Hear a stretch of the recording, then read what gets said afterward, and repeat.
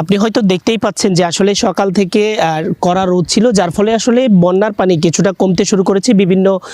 এলাকায়, যেগুলো শহরের খুব কাছাকাছি এবং নদীমাতৃ এলাকার বাহিরে। কিন্তু সাতকানিয়ার দুর্গত যে সকল এলাকা রয়েছে সেই সকল এলাকায় এখন পর্যন্ত পানিবন্দী হাজারো পরিবার। আমরা এখন আছি সাতকানিয়ার একেবারে দুর্গত একটি এলাকায়, প্রায়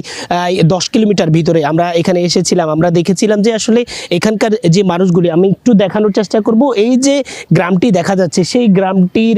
চারিপাশে কিন্তু পানি আমরা দেখেছিলাম, অথই জলরাশি দেখে অনেকটা হাওর অঞ্চলের মতো মনে হতে পারে আপনাদের, অনেকটা নদী এলাকা মনে হতে পারে, কিন্তু না, এটা এই জায়গাটি হচ্ছে একটি গ্রাম এবং এর পাশে কিন্তু আমি যেখানে দাঁড়িয়ে আছি এটি একটি সড়ক এবং এখানে গাড়ি চলাচল করতে একটা সময় কিন্তু এই যে বন্যা, এই বন্যার কারণে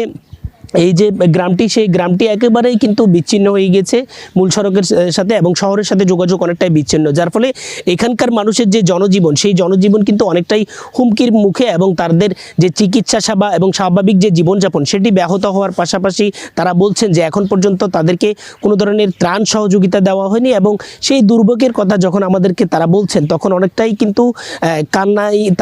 কান্না করছেন এবং তারা বলছেন যে আসলে তাদের যে বুকফাটা আর্তনাদ, সেই আর্তনাদ আমরা দেখেছি এবং আমাদেরকে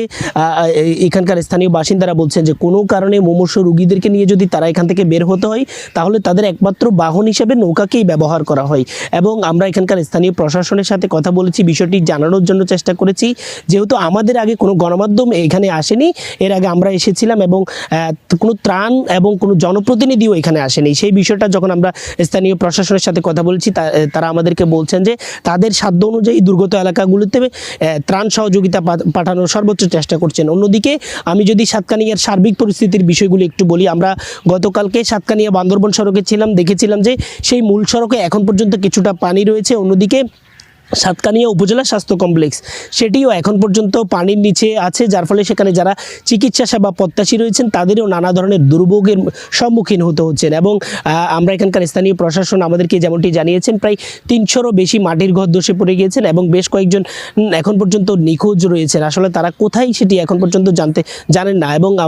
তারা বলছেন যে আসলে এই যে বন্যার পানি হয়তো এইভাবে এই আবহাওয়া যদি থাকে তাহলে হয়তো 2 থেকে 3 দিনের মধ্যে বন্যার পানি আরও কমে যাবে এবং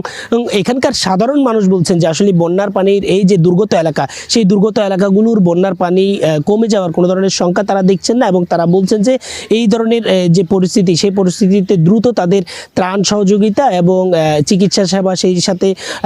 যে সাধারণ জীবনযাপনের যে সকল প্রয়োজন, সেই প্রয়োজনটি অত্যন্ত দরকার। এবং বন্যা পরিস্থিতি ঠিক যখন স্বাভাবিক হবে এরপরে তাদের যে ঘর রয়েছে, অনেকের ঘর ভেঙে গেছে, অনেকের ঘর কিন্তু বিভিন্ন জায়গায় ক্ষয়ক্ষতি হয়েছে, সেই ক্ষয়ক্ষতি কাটিয়ে ওঠার জন্য সরকারের সর্বোচ্চ সহযোগিতা তারা কামনা করছেন। তো এখন পর্যন্ত এই ছিল আমার কাছে এখানকার সর্বশেষ।